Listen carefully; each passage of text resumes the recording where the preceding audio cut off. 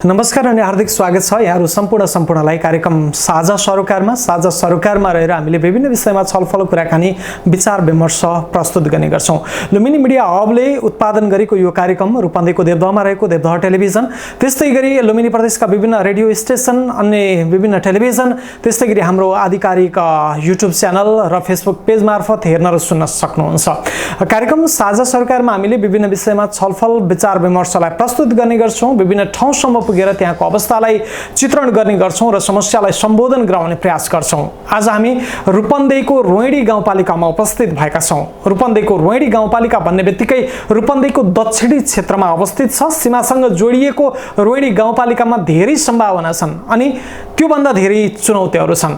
खासगरी रोहिणी गाउँपालिकाको अवस्था यहाँ कसरी काम भएका छन्, बजेट निर्माणदेखि कार्यान्वयनको अवस्था कस्तो छ, यहाँका चुनौतीहरू के छन् र यी चुनौतीलाई गाउँपालिकाले कसरी सम्बोधन गराइरहेको छ, यही विषयमा हामीसँग कुराकानी गर्नको लागि यति बेला हामीसँगै हुनुहुन्छ रोहिणी गाउँपालिकाका प्रमुख प्रशासकीय अधिकृत रोमनाथ न्यौपाने। रोमनाथ सर, यहाँलाई कार्यक्रममा स्वागत छ।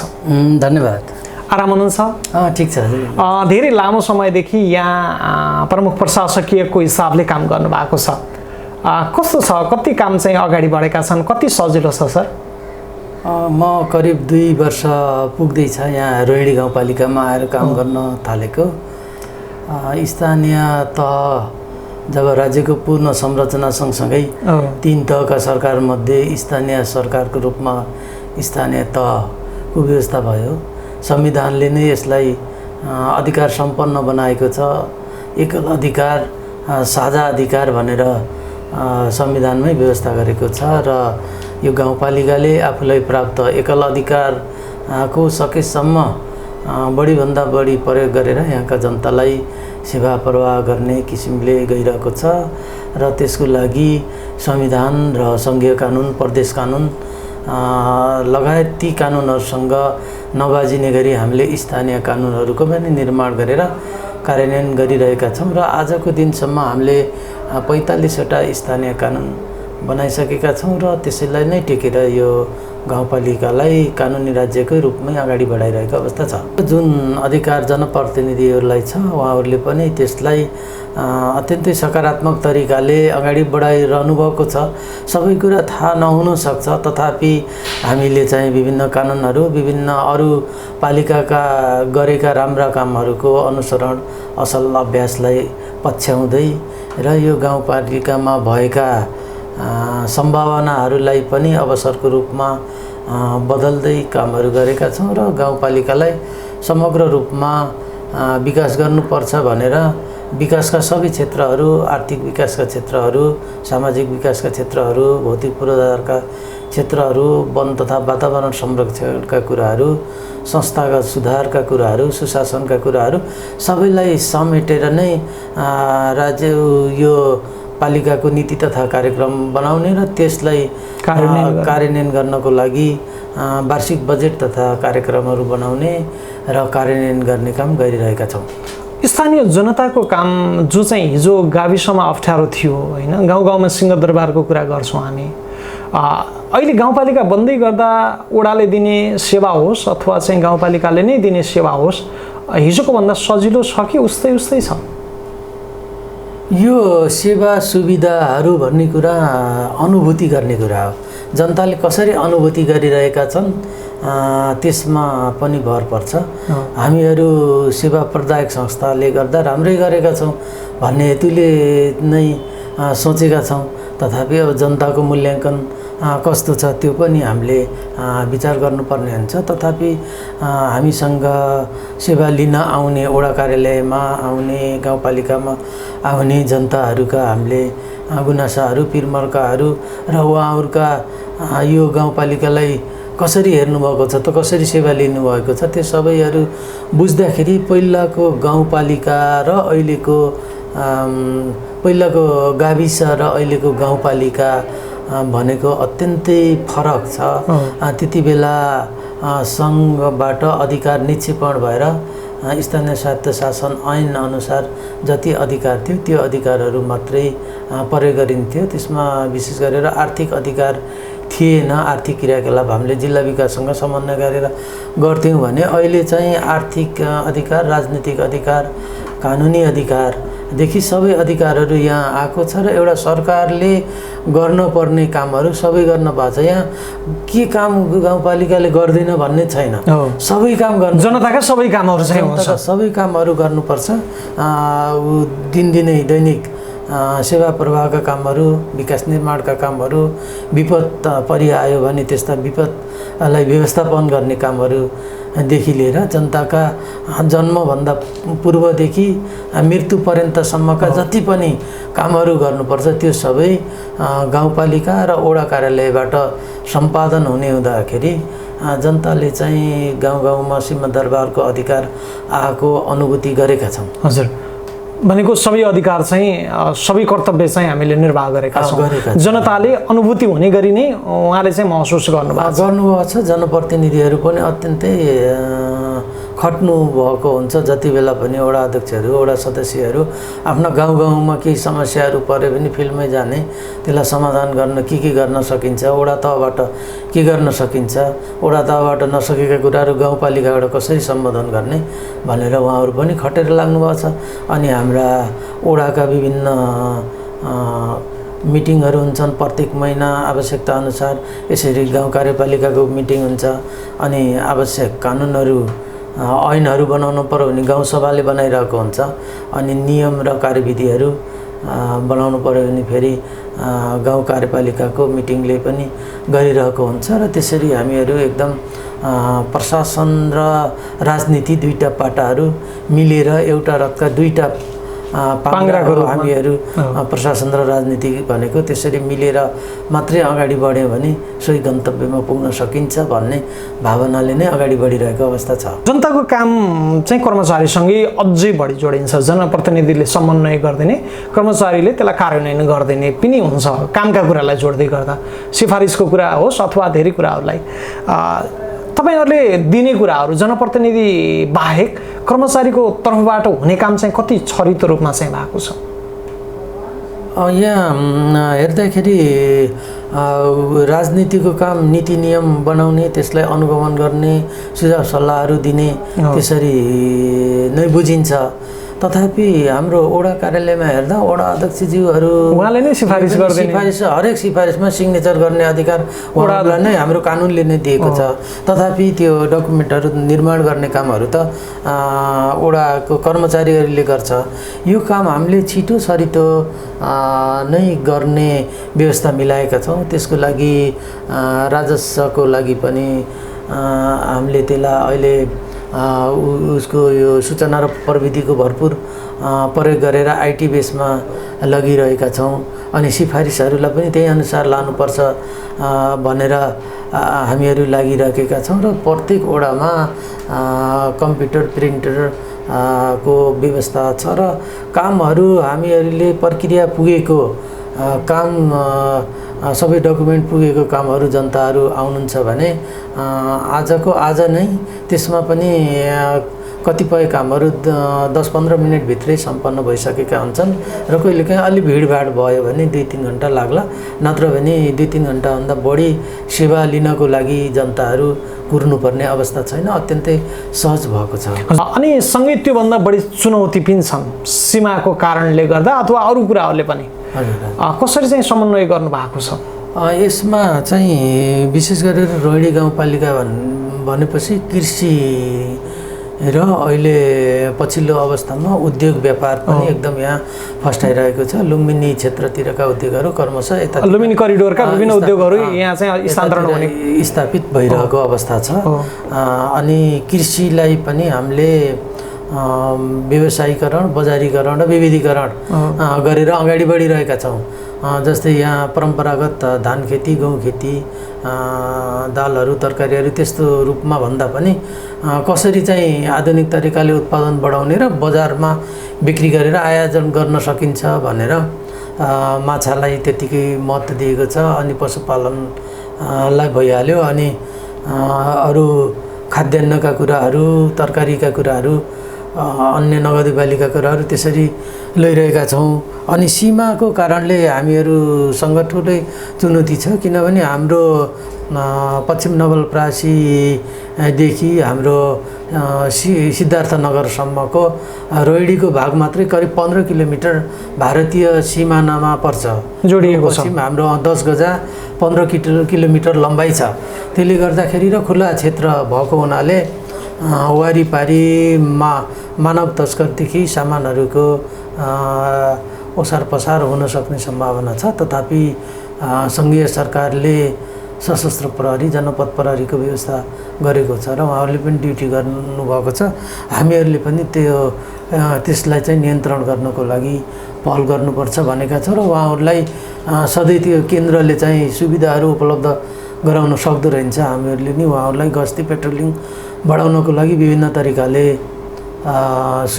विभिन्न आवश्यक इन्धनदेखि अन्य सुविधाहरू अनि अफिस सञ्चालनका सुविधाहरूलाई हेरिरहेका छौँ र फेरि सीमावर्ती क्षेत्रमा यो नियन्त्रण गर्नको लागि नागरिकहरूको तर्फबाट पनि समूहहरू गठन गर्ने, परिचालन गरेर त्यसलाई नियन्त्रण गर्ने अवस्था भइरहेको छ। तथापि यो द्वन्द्वभन्दा पहिला हाम्रो भगवानपुर पारी छ, इन्डियाको भाग छ, अनिवार्य हाम्रो भाग छ। त्यहाँ छोटी भन्सार थियो र धेरै त्यहाँ राजस्व पनि उठिरहेको अवस्था थियो। अहिले छैन। तथापि सामान त कुनै न कुनै बाहनामा आउने जाने गरेकै छ। बाटो चाहिँ त्यही नै भएको छ, तर चाहिँ भन्सारको कुरा चाहिँ कम छैन। त्यसले गर्दाखेरि हामीले केन्द्रसँग अनुरोध गरिरहेका छौँ, त्यहाँ भन्सार राख्यो भने एक त सिधा तरिकाले, सजिलो तरिकाले माल सामान आयात निर्यात हुने भयो। अर्को कुरा राज्यको राजस्व पनि बढ्ने भयो। त्यसले गर्दा हामीले केन्द्रसँग त्यो अनुरोध गरिरहेका छौँ, जहाँसम्म छिटै नै त्यहाँ भन्सार व्यवस्थापन हुन्छ भन्ने अपेक्षामा हामीहरू छौँ।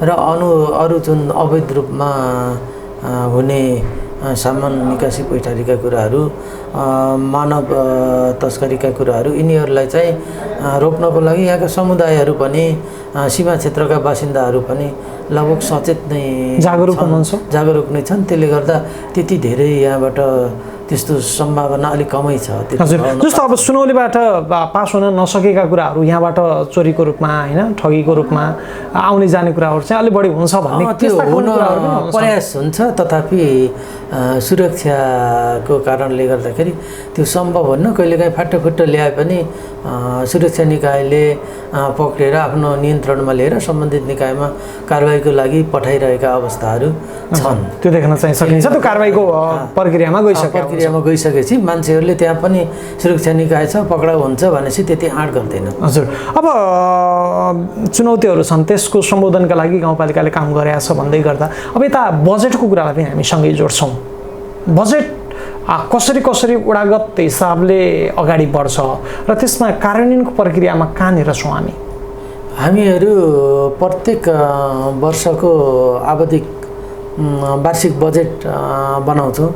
वार्षिक नीति तथा कार्यक्रम गाउँसभाबाट पास हुन्छ। त्यो नीति तथा कार्यक्रमलाई सम्बोधन गर्ने गरी हामीले प्रत्येक वर्षको बजेट बनाउँछौँ। त्यो बजेटमा विभिन्न योजना र कार्यक्रमहरू हुन्छन् र त्यो छनौट गर्ने अब स्थानीय सरकार सञ्चालन ऐनले नै स्पष्ट व्यवस्था गरेको छ।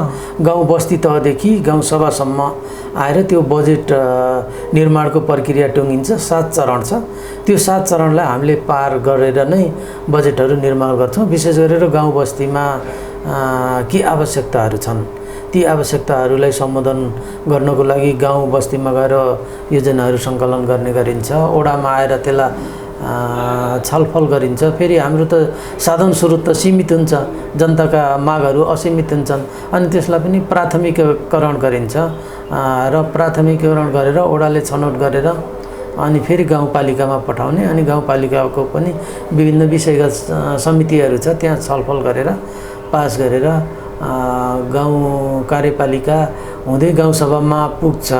बजेटको त्यो निर्माणको चरण यस्तो हुन्छ भने, अनि बजेट हामीले बनाउँदाखेरि विकासका सबै सेक्टरहरू जति पनि छन् मैले सुरुमै भनिरहेको थिएँ आर्थिक विकास, सामाजिक विकास, पूर्वाधार विकास, वातावरण तथा वन संरक्षणका कुराहरू, अनि संस्थागत सुदृढीकरण र सुशासन निर्माण गर्ने कुराहरू सबै क्षेत्रमा हामीले चाहिँ वडा तहदेखि गाउँ तहसम्म चाहिँ बजेट छिट्याएर त्यही अनुसार काम गर्छौँ र स्वाभाविकले हामी यो अलिकस्न पछाडि परेको क्षेत्र भएको पनि हुनाले हाम्रो पूर्वाधार निर्माणमा विशेष गरेर त्यसमा पनि सडकमा अलि बढी बजेटहरू लगाउनु पर्ने अहिलेको बाध्यता छ। तथापि त्यो काम हामीले मात्रै सम्भव गर्न नसक्ने हुनाले हामीले पूर्वाधारको लागि अहिले गाउँपालिका अनि प्रदेश र सङ्घ तीनवटा सरकारबाटै पूर्वाधारमा विशेष जोड दिएको हुन्छ। त्यसमा पनि सङ्घले पनि सम्पूरक अनुदान भनेर दिन्छ, त्यसमा गाउँपालिकाको 50% अनि सङ्घको 50% गराएर ठुला योजनाहरू सम्पन्न गरिरहेका छौँ। यसै गरी प्रदेशले पनि सम्पूरक अनुदानमा बजेटहरू दिन्छ, त्यसमा पनि 50% गाउँपालिकाको हुन्छ अनि प्रदेशको 50% हुन्छ। त्यसरी ठुल्ठुला योजना हामीले त्यसरी सम्बोधन गरिरहेका छौँ भने साना साना योजनाहरू गाउँपालिकाको आफ्नै आम्दानी, आन्तरिक आम्दानी त हाम्रो कमै छ, तथापि आन्तरिक आम्दानी अनि त्यसपछि प्रदेश र सङ्घले पठाएको रकमहरू, सशस्त्र अनुदान, वित्तीय संविनिकरण र राजस्व बाँडफाँडका जुन आम्दानीहरू हुन्छ त्यसबाट हामीले विभिन्न कार्यक्रमहरू बनाएर कार्यान्वयन गरेर यहाँका सबै सेक्टरलाई सम्बोधन गरेर आर्थिक क्षेत्रभित्र पनि कृषि छ, पशुपालन छ, उद्योग व्यापार, सहकारीका कुराहरू यिनीहरू सबैलाई सम्बोधन गरेर चाहिँ हामीहरू अगाडि बढिरहेका छौँ। हजुर, भनेको तपाईँको गाउँ टोलबाटै बजेटका कुराहरू चाहिँ आउँछन्, ती कुराहरूलाई चाहिँ गाउँसभा मार्फत कार्यान्वयनको दिशामा चाहिँ अगाडि बढ्ने गरी निर्णय हुन्छ। हजुर, त्यही नै हो। कार्यान्वयनमा कर्मचारी संयन्त्रकै सबैभन्दा ठुलो रोल हुन्छ भनेर पनि भन्ने गरिन्छ होइन।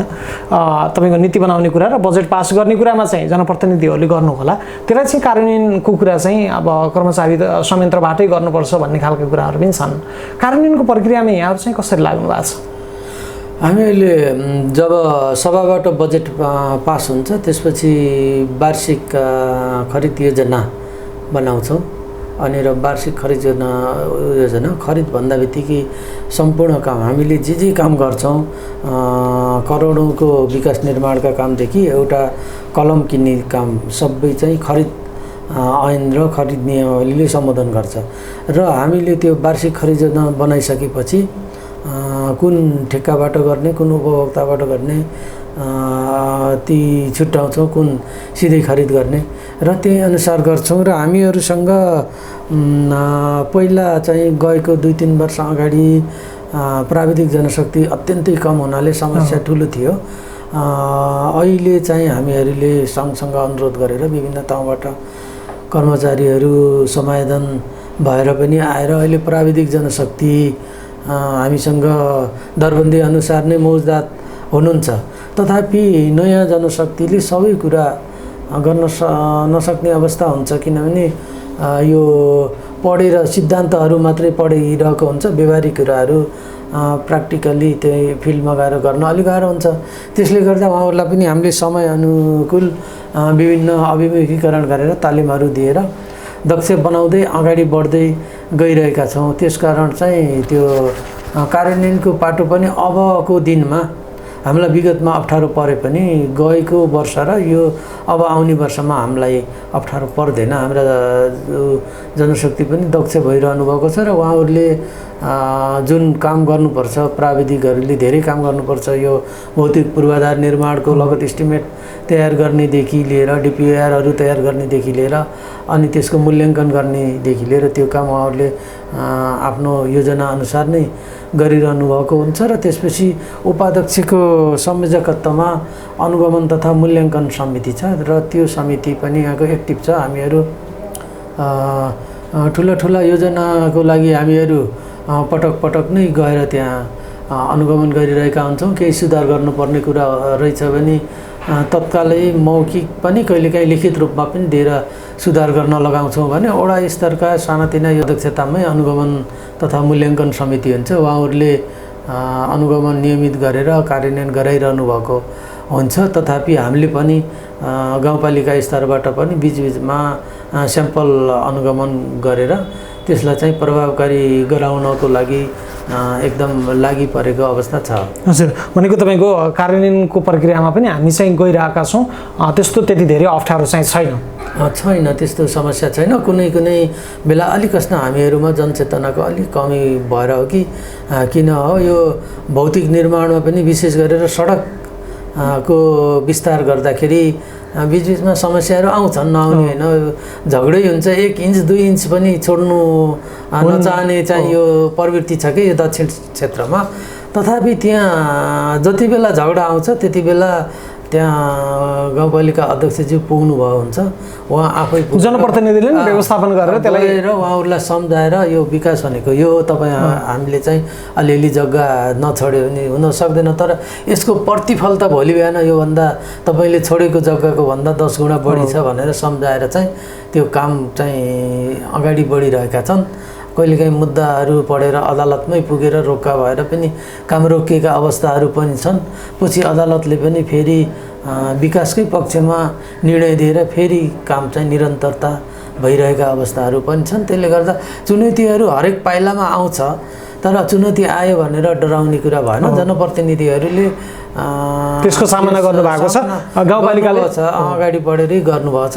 हामीहरूले कर्मचारीहरूले नि उहाँको साथ लिएर नै अगाडि त्यसलाई साथ दिने अगाडि बढ्ने गरिरहेको अवस्था छ। हजुर रोमनाथ सर, अब हामी कार्यक्रमको अन्त्यमा पनि छौँ। यो वर्षको बजेट आइसकेको छ, कार्यान्वयन प्रक्रियामा तपाईँहरू जाँदै हुनुहुन्छ होइन, सम्झौताका चरणहरू सुरु भइसकेका होलान्।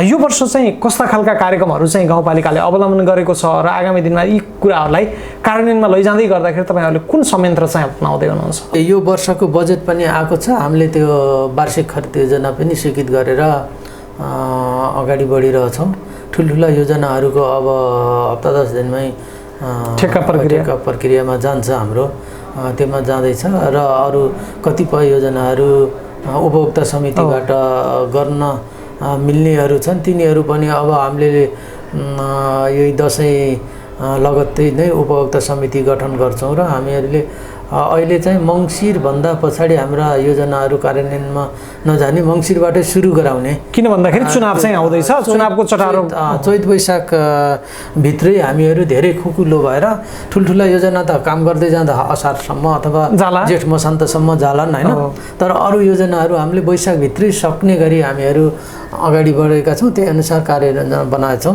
कतिपय योजनाहरू फेरि कर्मचारी मार्फत पनि कार्यक्रमहरू सञ्चालन गरिन्छ, त्यस्ता योजना कर्मचारीहरू मार्फत नै हुन्छ।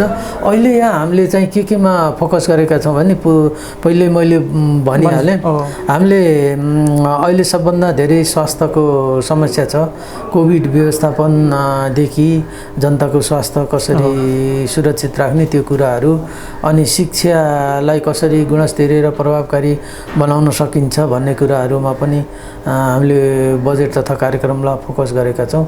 यसै गरी कृषिको धेरै सम्भावनाहरू भएको हुनाले कृषिलाई व्यावसायीकरण र आधुनिकीकरण कसरी गर्ने र हरेक क्षेत्रबाट किसानले कसरी चाहिँ आम्दानी गरेर आत्मनिर्भर बनाउने त्यो क्षेत्रमा पनि हामीले बजेट व्यवस्थापन गरेका छौँ। जस्तै उदाहरणको लागि माछाको सम्भावित क्षेत्र बढी भएको हुनाले माछा पोखरी विस्तार गर्ने किसानहरूलाई 50% अनुदान हामीले दिन्छौँ। 50% आफै लगानी गर्नुहुन्छ, 50% गाउँपालिकाबाट गरेर उहाँहरूले माछा पोखरी विस्तार गर्ने कार्यक्रम विगतदेखि नै अहिले पनि निरन्तरता दिएका छौँ। यसै गरी गहुँलाई चाहिँ अनुदान, यसमा पनि हामीले 100% अनुदान दिएको छैनौँ, त्यहाँ अलिक कस्तो मिसिज हुन्छ।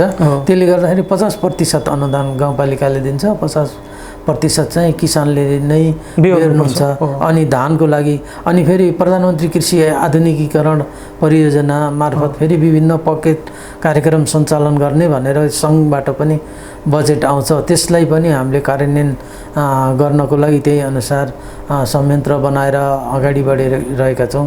यसै गरी विभिन्न सशर्तका बजेटहरू सङ्घ र प्रदेशबाट आउँछन् तिनीहरूलाई पनि हामीले कार्यान्वयन गर्न सँगसँगै गइरहेका छौँ र जति पनि योजना तथा कार्यक्रमहरू हामीले सभाबाट स्वीकृत गराएर पारित भइसकेको छ तिनीहरूलाई चाहिँ समय तालिका अनुसार नै कार्यान्वयन गर्ने गरी हामीले वार्षिक कार्ययोजना बनाएर नै अगाडि बढिरहेका छौँ। त्यसको कार्यान्वयनको पक्ष, अनुगमन मूल्याङ्कनको पक्ष, काम गर्दै जाँदाखेरि सुधारका पक्ष सँगसँगै गएर हामीले चाहिँ तोकेको समयमै कामहरू सम्पन्न गर्ने गरी अगाडि बढिरहेका छौँ। तपाईँको समग्र तपाईँको गाउँपालिकाको समग्र विकासका लागि बजेटले काम गर्नेछ, त्यसका लागि तपाईँहरू तयार हुनुहुन्छ भन्ने हो? हो, हामीहरूले एउटा मात्रै क्षेत्रलाई हेरेका छैनौँ कि ओडामा पनि हामीले सिलिङ दिन्छौँ। सिलिङ दिँदाखेरि अहिले हाम्रो यो चालु वर्षमा प्रत्येक ओडामा ओडा स्तरीय योजनाहरू छनौट गर्नुहोस् भनेर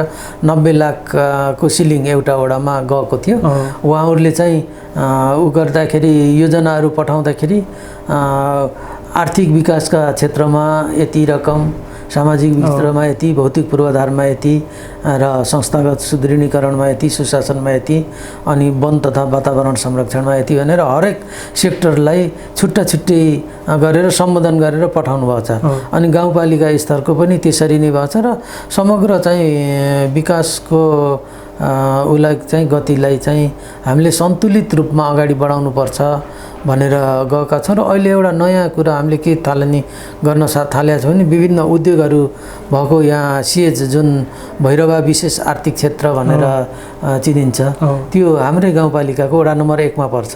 त्यसले गर्दाखेरि त्यहाँभित्र जति पनि कारखाना बनेका छन् र अन्यत्र पनि बनेका छन् भनेपछि उद्योगहरूमा काम गर्ने श्रमिकहरूको डाटा सङ्कलन गर्ने र औद्योगिक उद्योग व्यवसायहरूसँगको साझेदारीमा तिनीहरूका छोराछोरीलाई भोलि बिहान पढाइ लेखाइदेखिको केही समस्याहरू आउन सक्छन्। त्यसकारण श्रम कल्याण कोष भनेर हामीले गाउँपालिकाबाट छुट्याएका छौँ, अहिले छुट्याएका छौँ र हामीहरूले आह्वान गर्दैछौँ हाम्रो उद्योग व्यवसायहरूलाई पनि त्यो कोषमा हाम्रो रकम त छँदैछ, उहाँहरूको पनि केही रकम भएर उद्योगीहरूका छोराछोरीहरूको पनि त पठन पाठनलाई त शिक्षा स्वास्थ्यबाट वञ्चित चाहिँ हुन नपरोस् भनेर हामीले चाहिँ गाउँपालिकाले सहजीकरण गर्ने नीति चाहिँ अहिले एउटा नयाँ कुरा चाहिँ हामीले चाहिँ थालनी गरेका छौँ। महत्त्वपूर्ण विषय पनि हो त्यो। हजुर हजुर। अनि यसै गरी उपाध्यक्ष सुत्केरी कार्यक्रम भनेर के छ भने सुत्केरी हुन नियमित गर्भ परीक्षण गराउन नियमित स्वास्थ्य संस्थामा आउने र रोहिणी गाउँपालिकामा सञ्चालित बर्थिङ सेन्टर अथवा भैरवा बुटोल जहाँसुकै भए पनि हस्पिटलमा सुत्केरी गराउने आमाहरूलाई अभिप्रेरित गर्न, उहाँलाई सचेत गराउनको लागि सुत्केरी भत्ताको लागि भत्ता होइन हामीले पोषण सामग्रीहरू उपलब्ध गराउने गरी नयाँ कार्यक्रम लिएका छौँ। अनि त्यसपछि 2टा एम्बुलेन्सहरू हामीले गाउँपालिकाले खरिद गरेर बुधबार स्वास्थ्य चौकी र यो धगधई प्राथमिक स्वास्थ्य केन्द्रबाट सञ्चालित भइरहेछन्। त्यसबाट पनि हामीले के गरेका छौँ भने बर्थिङ सेन्टरमा सुत्केरी गराउन कोही महिला आउन खोज्नुहुन्छ भने उहाँले एम्बुलेन्सलाई फोन गर्नुहुन्छ, आउनुहुन्छ अनि सुत्केरी भइसकेपछि घर जानुहुन्छ। त्यो सेवा निःशुल्क, शुल्क नलिने एम्बुलेन्स सेवा निःशुल्क दिने गरी चाहिँ त्यो खालको व्यवस्था गरेका छौँ। त्यो भएपछि सुत्केरी आमाहरू पनि उसमा बर्थिङ सेन्टरमा हस्पिटलमा गएर सुरक्षित सुत्केरी हुनुपर्छ भन्ने भावनाको पनि विकास हुने भयो, केही राहतको पनि विकास हुने भयो होइन, त्यसले सुरक्षा पनि हुने भयो। त्यो कुराहरू पनि लिएका छौँ। त्यसले गर्दाखेरि त्यो जेस यहाँका जनताहरूलाई कसरी खुसी, कसरी सुखी बनाउन सकिन्छ, आत्मनिर्भर र सम्पन्न गराउन सकिन्छ भनेर हरेक च्यानलबाट चाहिँ हामीले अगाडि बढिरहेको अवस्था छ। भनेको सबै क्षेत्रगत हिसाबले गाउँपालिकाको विकास हुनुपर्छ भनेरै तपाईँको यहाँका जनप्रतिनिधि कर्मचारीहरू समन्वय गरेरै लाग्नु भएको छ। हजुर। अन्तिममा तपाईँको चाहिँ जनप्रतिनिधिहरूसँगको सम्बन्ध धेरै ठाउँमा चिसिएको कारणले गर्दा विवाद र द्वन्द्वात्मक अवस्था सिर्जना भएका उदाहरणहरू हामीसँग छन्। स्थानीय सरकारका कुरा गरिरहँदाखेरि जहाँ चाहिँ स्थानीय सरकार अन्तर्गत रहेका कर्मचारी र प्रतिनिधिहरू बीच त्यति धेरै राम्रो सम्बन्ध हुन नसकेका केही त्यस्ता खालका गाउँपालिका नगरपालिकाहरू चाहिँ छन्। यहाँको सम्बन्ध र समन्वय चाहिँ कस्तो छ तपाईँहरूको? मैले चाहिँ बुझेअनुसार मैले रूपन्देहीका 3-4वटा गाउँपालिकामा बसेर काम पनि गरिसकेँ। व्यक्तिगत स्वार्थ राखेको कर्मचारीले अथवा जनप्रतिनिधिले भने त्यहाँ सम्बन्ध बिग्रिन्छ, अनि जनताको नागरिकको स्वार्थमा काम गऱ्यो भने त्यहाँ सम्बन्ध बिग्रिँदैन भनेको यहाँ त्यस्तो छैन। कुरा त्यति हो। अब कर्मचारीले नि व्यक्तिगत स्वार्थ राख्छ अथवा जनप्रतिनिधिले नि व्यक्तिगत स्वार्थ राख्छ भने त्यहाँ अलिकति किनभने कानुन नमिल्ने कुरा हुनसक्छ होइन। तर चाहिँ कहिलेकाहीँ हुन्छन् त्यो छलफल वार्ता, जनप्रतिनिधिले झगडा पनि हुन सक्छ, कर्मचारी हो भन्ने, कर्मचारीले होइन नियमसँग त्यो छैन भन्ने गर्दै गर्दाखेरि कहिलेकाहीँ त्यहाँ द्वन्द्वात्मक अवस्था कहिलेकाहीँ हुन्छ। तर हामीहरू बैठकमा बसेर नबुझेका कुराहरू, कहिले कर्मचारीले नबुझेका कुरा हुन सक्छन्, उहाँहरूले जनतालाई के आश्वासन दिइरहनु भएको हुन्छ, त्यसलाई कार्यान्वयन गर्नको लागि प्रक्रियाहरू नमिलिरहेको अवस्था हुन्छ। त्यसलाई कसरी मिलाउने, कसरी जाने भनेर हामीहरू बसेरै छलफल गर्छौँ। कहिले चाहिँ कानुनको कुरो सबै कुरो त जनप्रतिनिधिलाई थाहा नहुन सक्छ, किनभने हामीलाई त शैक्षिकता तोक्दैछ अनि पढेर लोकसेवा पास भएर आउने, उहाँहरूलाई शैक्षिकता छैन, नपढेको जनप्रतिनिधि भन्न त पाइएन नि। कानुनले नपढेको नि योग्य भएपछि त उहाँहरू नपढे जनताले अनुमोदन गरे पछाडि सक्नुहुन्छ। त्यसकारण सबै कानुन उहाँहरूले नजानेर पनि कहिलेकाहीँ द्वन्द्व हुनसक्छ, कहिलेकाहीँ हाम्रोमा पनि हुन्छ, नहुने कुरा होइन। तर बसेर छलफल गरेपछि यो काम कानुनले यो कारणले मिल्छ, यसरी गरौँ, यो चाहिँ नमिल्ने काम चाहिँ यसरी नगरौँ, तपाईँहरूले पनि यो मिल्दो रहेछ भनिदिनु जनतालाई भनेपछि कुरो मिल्छ। किनभने यसमा चाहिँ समझदारी र छलफलको र समन्वयको अभावले नै त्यस्तो भएको हो। नत्र भने उद्देश्य त एउटै हो नि, हामीहरू इलेक्टेड भएर आए पनि सेलेक्टेड भएर आए पनि आखिर काम गर्ने जनताकै हितको लागि हो। जनताको हितको लागि हामी काम गर्न आइसकेका छौँ भने कुरो किन परेर भन्ने तहले नै हामीहरू अगाडि बढ्छौँ। म जहाँ बस्दा पनि सकेसम्म जनप्रतिनिधिका भावना उहाँहरूले, किनभने चुनावमा विभिन्न आश्वासन त दिन हुन्छ नि, मैले यहाँ बाटो पिच गरिदिन्छु, यहाँको विद्यालयलाई सुधार गर्छु, यस्तो गर्छु भनेर आउनुभयो हुन्छ। तिनी भावनाहरूलाई नै समेटेर त्यो नीति तथा कार्यक्रम पनि बनिसकेका हुन्छन् र त्यही भावनालाई पुरा गर्ने गरी हामीले काम गर्न कोसिस गरिरहेका हुन्छौँ। त्यसकारण त्यस्तो बाहिर देखिने गरी त्यस्तो द्वन्द्व यताउति केही पनि हुन्न। कहिलेकाहीँ चाहिँ अब यसो भयो भने त्यो बुझाइको कमीले नै भएको जस्तो भेटिन्छ कि अहिले कहिलेकाहीँ हामीहरू पनि ठ्याकठुक भयो भने बसिहाल्छौँ कि बसेर छलफल गरिहाल्छौँ। छलफल गरेपछि बुझाइमा क्लियर भएपछि त्यस्तो समस्या छैन। त्यसकारण जहाँ जहाँ समयमा सभा नहुने अनि जनप्रतिनिधि र कर्मचारीहरूको द्वन्द्वको सिर्जना हुने, वैमनस्यता हुने, यस्ता के छन् नि, यसलाई मैले के भन्छु भने कर्मचारी होस् अथवा जनप्रतिनिधि होस्, यो भनेको हाम्रो राज्यको पुनर्संरचना भएर जनताका अधिकारहरू जनताकै नजिकको सरकारले सम्बोधन गर्ने गरी कानुनबाटै व्यवस्था भएको, यो त्यत्तिकै आएको अधिकार पनि होइन। धेरै आन्दोलनहरू अनि धेरै ठुलो सङ्घर्षहरू परिवर्तनहरूले आएको हुनाले यो बेलामा स्थानीय तहमा काम गर्न पाउनु पनि कर्मचारीको लागि पनि अवसर र चुनौती दुवै हो। चुनौतीलाई अवसरकै रूपमा बदलेर हामीले लिनुपर्छ र हामी यसको घर बनाउँदाखेरि जग जति बलियो बना घर त्यति बलियो हुन्छ नि, त्यस्तै जग बसाल्दा राम्रोसँग बसाल्नुपर्छ कर्मचारीले पनि र जनप्रतिनिधिले पनि आफ्नो व्यक्तिगत स्वार्थ होइन, सामाजिक स्वार्थ, जनतालाई कसरी आफ्नो पालिकाभित्रका जनतालाई कसरी कुन क्षेत्रमा सपोर्ट गरेर कुन क्षेत्रलाई अगाडि बढाएर उकास्न सकिन्छ त्यसरी चाहिँ अगाडि बढ्यो भने यो द्वन्द्व अनि झगडा वैमनस्यता भन्ने कुराहरू आउँदैन र सबैले त्यो गर्नुपर्छ भनेर मैले चाहिँ भन्न चाहन्छु। हुन्छ, निकै महत्त्वपूर्ण विषयमा हामीले रुमनाथ सरसँग कुराकानी गरिसकेका छौँ। निकै महत्त्वपूर्ण समय हामीलाई उपलब्ध गराउनु भएको छ। सरलाई धेरै धेरै धन्यवाद छ। यहाँहरूलाई पनि धेरै धेरै धन्यवाद छ, किनभने हाम्रो रोहिणी गाउँपालिकाको बारेमा केही कुराहरू यहाँहरूको टेलिभिजन अनि रेडियो मार्फत चाहिँ जनमानसमा पुर्याउने जुन अवसर दिनुभयो, समय दिनुभयो, त्यसको लागि पनि धन्यवाद छ। र यहाँहरूको यो मिडिया छन्, विभिन्न रेडियो टेलिभिजन अनलाइन छ, यहाँहरूको युट्युब छ, जो छ त्यहाँ यहाँहरूको उत्तर प्रगतिको कामना पनि गर्दछु र यहाँहरूले जहिले पनि त्यो समाचारहरू सम्प्रेषण गर्दाखेरि एकदम के तथ्यमा आधारित खोजमूलक गराउनुपर्छ र समाज रूपान्तरण गर्नको लागि भूमिका यहाँहरूले खेल्नुभएकै छ र अझै खेल्नुहुनेछ भन्ने चाहिँ कामनासहित मेरो धन्यवाद दिन्छु। हस्, धन्यवाद। हस्, धेरै धेरै धन्यवाद छ। निकै महत्त्वपूर्ण विषयमा हामीले आज कुराकानी गरेका छौँ। खास गरी रोहिणी गाउँपालिकाको पछिल्लो अवस्था के हो,